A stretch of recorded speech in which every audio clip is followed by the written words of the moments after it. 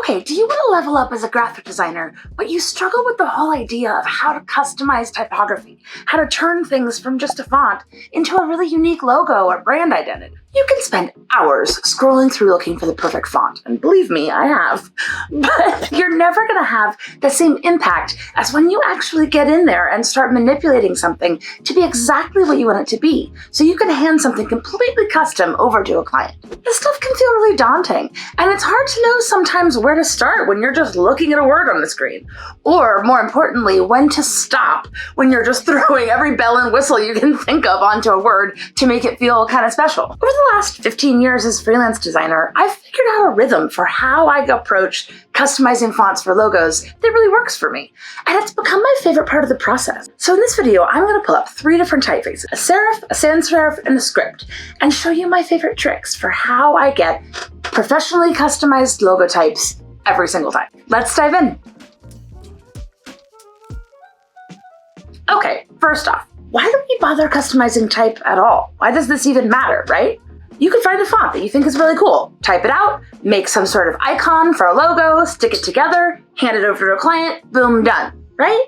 Well, that's kind of a problem. In a world of AI generation and Canva templates and all of this noise, one of the biggest reasons to work with a professional designer is so that you can walk away with an ownable logo type.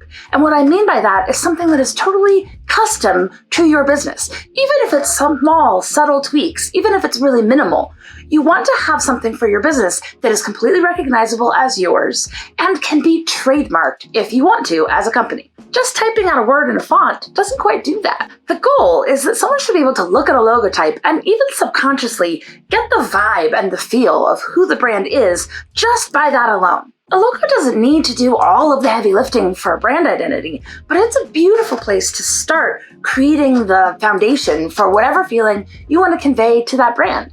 It could be really minimal and clean, or it could have symbolism or illustrative elements that say something about the story of who the brand is. How much you tweak is going to change depending on the brand, but no matter what vibe you're going for, customizing and refining that typeface is one of the first things you can do to really elevate a design and go from amateur to pro. So, I got my computer, I got my coffee, I'm going to dive in.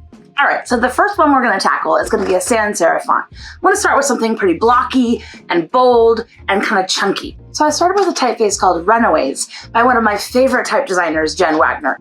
I like that word, Runaways, so I'm going to use that as the name for our imaginary company. The first thing I do when I'm making any logo is really start looking at the word. Sometimes it can be helpful to write it out by hand, so you start actually looking at the letter forms as shapes versus reading them as a word. You're looking for connection points, how they interact with each other, where there's sort of awkward spacing or kerning that we can adjust. Are there big gaps between certain letters that we might need to do something to make them fit tighter? Are there letters in the word that are kind of naturally fun places to play? One of the reasons I wanted to work with this word is because it has one of the kind of classic problem areas for me.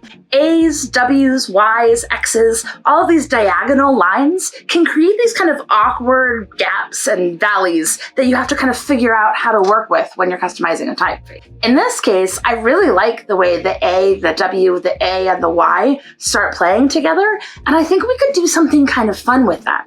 Since the word is about running away, I think we could do something where we're actually playing with the angles and it starts to imply motion, like we're moving towards or away from something. I think that could be kind of a fun place to take this as a sort of conceptual little nod in the brand. I like the idea of making this kind of feel like things are moving in and out so that it starts to be that the run is now moving kind of towards the away. I think that's kind of cool.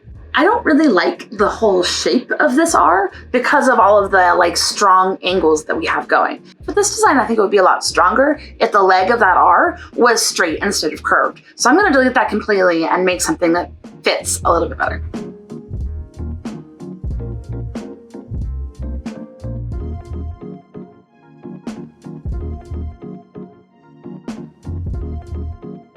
Now I'm thinking that I could make something that kind of makes like a hook there. So it starts to feel like pathways that are kind of moving in and out from each other.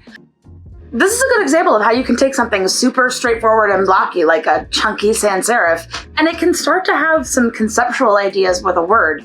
it can give you a jumping off point to create other aspects of a brand. So if I'm going to take this and turn it into a full brand, maybe I create a pattern where I have those chunky lines turning into like a maze of pathways or something. I don't know. I don't know what this brand is, but that could be a cool thing.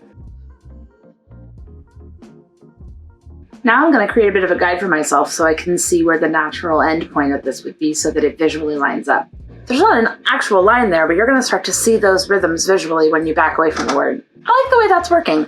I think there's something interesting about the R starting really static and vertical, and then the word starting to shift this way and that way. This is the fun part, because as you just start playing around, ideas start popping up for ways that you could explore things and keep pushing things out more. If I were going to turn this into a whole brand, I would start with that R and see if I could make some sort of an icon out of it. So now, looking at the end, the thing that's really bugging me is how this Y is now not the same angle. And I'm wondering, because you have this R that has this really strong vertical and then it starts to curve, if maybe we could do the same thing with the Y by turning it into a lowercase y instead. If we did that, we would end up with this nice hook of a descender coming down that would be kind of the straight curve again, and we could do something interesting going the other way from that R. So now we get this like running this way and that way thing. Yeah, I'm into that. Okay, I'm liking that. I like the way we have this straight on the R, bracketed by the straight on the Y. I think that's kind of a nice language. Now we have this S. I like that it's already having the curves, and you can kind of see how the Y is now going to connect to that S. All I'm going to do is just adjust the endpoints of those so that it starts to feel a little bit more self-contained.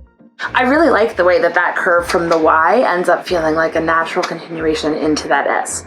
Again, I feel like now we have like pathways going that could be something really cool for the brand. I really didn't have that in my head when I started, but as I started working with the type, the story kind of presented itself. And that's what's so magical about type.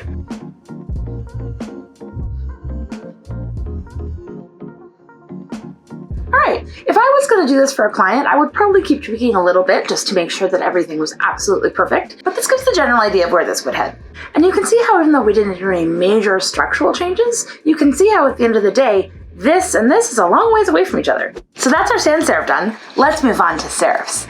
Alright, so I started off with a word. In my brain, this is like a cute little boutique that sells gifts in a really cute little walkable area somewhere. And I started with a base of one of my favorite typefaces, Mrs. Eves. This is a modern variation of a very classic famous font. There's a great story of how this typeface got made in Just My Type, which is a book I mentioned in my typography books video if you want to check that out. It's been one of my go-tos for a beautiful, graceful serif font for a long time, and I especially love it because it has a ton of glyphs. And that is my next tip. When you start off with a typeface, open up the glyphs panel and take a look through. See if the typeface you're working with has any variations or alternate fonts. If there are any other characters that have some interesting pieces you can cannibalize. Or if the typeface has any ligatures, which are special characters that have been created to help combinations of letters that can sometimes be awkward fit together really beautifully in that typeface. In this case, I love Mrs. Eves because it has some excellent ligatures. So I think we could do something fun with this word. Yep, I love this IT. Let's try that. See, that's already got so much more style. I also really love the ear of this G in some of these variations for this G ligature. I think we could do something really fun here that has a lot more personality and presence. I'm definitely going to do something with the tail down here, but we'll come back to it. So the first thing I want to do, just like the other one, is adjust the kerning so that it starts just reading optically. Alright, I already think that's looking pretty fun. So I'm just zooming out and back in to see how the spacing naturally evolves. So the next thing I do is zoom out, start to squint, and see if there are pieces that just kind of stick out or don't feel like they're flowing as well with the rest of the lines. In this case, my eye keeps gravitating to this U and the D, the way that the bottom serif has this harsh line that kind of feels out of place with all of these nice curves that we have going with these ligatures and that G. I really like the way that this T has a curve and all of the other letters have this really soft curve on the bottom. I'm wondering if we can just replicate that down here and make it feel a little bit more cohesive.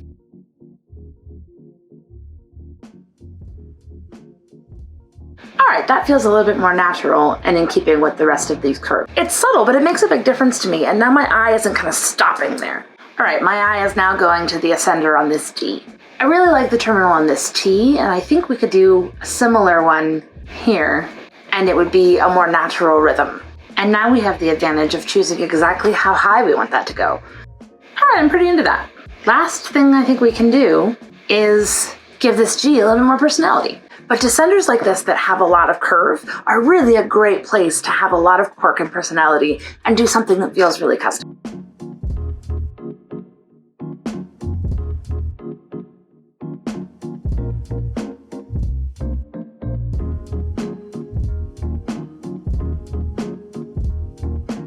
Yeah, there we go.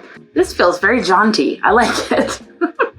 And I think that's the final result. You can see how, again, it's not huge changes, but even with the custom glyphs, you can see how our tweaking of the kerning and the shapes and adding in a few little flourishes makes a really big difference to the whole thing feeling really cohesive and like a customized, packaged logo as opposed to a word that's just typed out. And finally, I'm going to do a script. I really love using script typefaces for logos because they already feel a little bit more natural and handmade, and they feel a little bit more custom from the jump. I especially love scripts that feel like handwriting, but there's a bit more tweaking that needs to happen because anytime that you take something that is supposed to look really organic and handwritten and you put it into a digitized format, it's going to standardize things in ways that should feel a little bit wonky. No two O's are written the same. So if we're making a logo from a font that is supposed to feel handwritten, we have to do a little bit of adjusting so that it feels a little bit messy. The typeface I'm starting from here is called Bastille, which is another one from Jen Wagner that I love. I really love the feel of it, and it feels like it was written with a fountain pen. I picked this word for our logo because I wanted to show what you can do when you have multiples in a letter form in something that needs to feel really custom. I have a couple of go-to tricks up my sleeve for how I make this work. The other thing you have to pay attention to when you have a cursive script is the connection points between letters. The automatic placement that a typeface is going to have for those connections isn't always going to line up the way that it would if you were actually writing them by hand. If we're writing with cursive, those points are going to flow from one letter to another. So the advantage that you have with your human eyeballs is to get in there and really make sure that those lines match up. I'm not going to do that for every time I'm going to use a cursive font in a website, say, but for a logo, it's worth taking the time to make sure that those connection points actually feel natural. It's a simple fix, and if someone is looking at the logo, they're probably not going to pick it out, but it's the kind of thing that subconsciously your eye recognizes when lines match and feel organic or not. And those are the differences that feel like this is a custom thing. So the starting point to see if we can have any variation here is to jump into the typeface and look at the glyphs again. I'm looking to see, are there variations that get me some difference? A lot of well-made hand lettering fonts will have a couple of different variations of a letter, so if you have two G's in a row, you can adjust it slightly and not have to reinvent the wheel.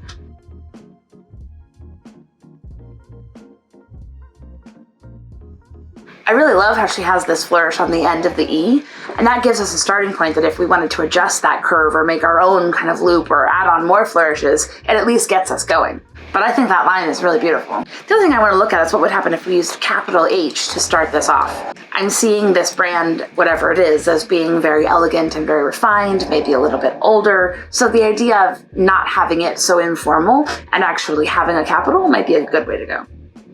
Ooh, that's a cool H. I really like this one. I love the way that curve goes, and it would be really easy to then continue that swash out. I think that's a really natural place to adjust from. All right, so I think those are the letters that I'm going to start from. Now I'm going to save myself a copy and then take in the outline. So first off, we've got a giant hole here with the H, so I'm going to tighten up that. I also think that the curve here could be adjusted so that it hits the line a little bit better. The first thing I want to do is adjust those connection points so they really line up like I was talking about. That's an easy fix, and I know I want to do that.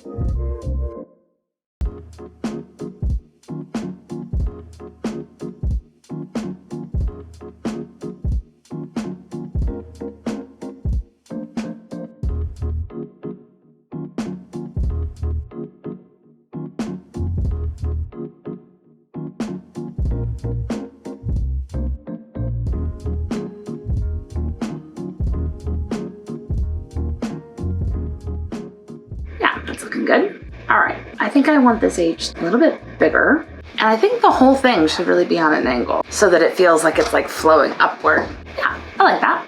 All right, now we need to tackle these G's. If you're tweaking two handwritten letters and you want to make sure they feel different enough that they're organic, you have a couple of options. One easy way when you have descenders like this, pieces that go below the baseline, is to make one shorter than the other. And when you have bowls, you can adjust the actual width so the line itself feels like it's a different shape. So just by making them shorter, one shorter, I've already changed the shape of them. And then I'm going to tweak this inside shape so that your eye can see that it's not the exact same. Now I'm just going to delete a few anchor points and change the curve. It's really quick to do, but it really changes the lines, so just automatically your eye doesn't see them as carbon copies. Now this bottom shape clearly looks different from each other. The other way you can change the shape is by using the Puppet Warp tool. This is a tool that most people forget about. It's hidden away under the Free Transform tool, but I think it's really helpful if you want to just tweak the overall shape of something, but have it still feel pretty organic. So the idea here is that you can add pinpoints to places that you want to act as sort of elbows. If you don't like one that's placed, you can delete it. And now you can see how the shape we've ended up with is totally different. I can go in and refine it as much as I want to, but it's a really interesting way of getting some new shapes. Now when you look at those G's, they're clearly different from each other. Alright, the last thing I think is, because I have this going on at an angle, I want to play with those ascenders so that they kind of feel like they're stair-stepping a little bit in a more graceful way, and kind of keeping that curve. I think we could bring this guy down quite a bit, and this starts off lower, higher, and then I like the idea of this crossbar being a little bit more extended and a little bit more swoopy.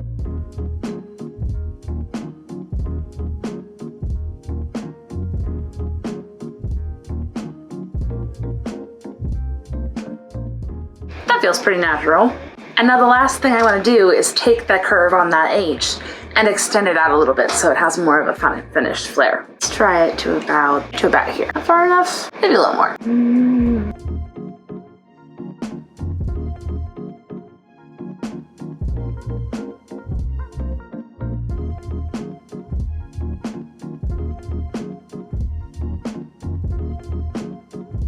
I'm going to leave that a little bit blotchy. My hardest part when I'm adjusting a handwritten font like this is that I end up trying to make things a little too perfect, and then they don't actually match anything that was a little bit wonky or weird in the original typeface. Yeah, okay. All right. I'm pretty happy with that. So again, even when you're starting with a pretty stylized font already and you're not going to do too much to it, just taking the time to make those small little tweaks is the difference between something that is clearly typed out and something that feels like it was made just for these people. I loved this typeface and I wasn't going to do too much to it, but now it feels like a logo. The thing I love most about taking the time to customize type is that once you get into the headspace and you kind of zoom in, you start seeing the letter forms as shapes. Ideas kind of start emerging. You start seeing connection points and patterns and how something could be expanded into something else. Maybe the shape of a letter could become a repeat pattern that becomes a graphic element for the rest of the brand. Maybe you can see how two letters can come together to form a monogram or become a symbol that can be the icon for the brand. By customizing the typeface, now I can start seeing how I would make different logo mock-ups, how they might fit together in a horizontal lockup or something stacked. It becomes a really natural extension of the process. It's not just about making one logo. This is the process that gets you jump-started into thinking about how the whole brand identity can come together. Even if you're not going to do a lot of tweaking of the typeface that you're working with, spending time really zooming in and looking at those letter forms gets you thinking about them like an image, which is what a logo is.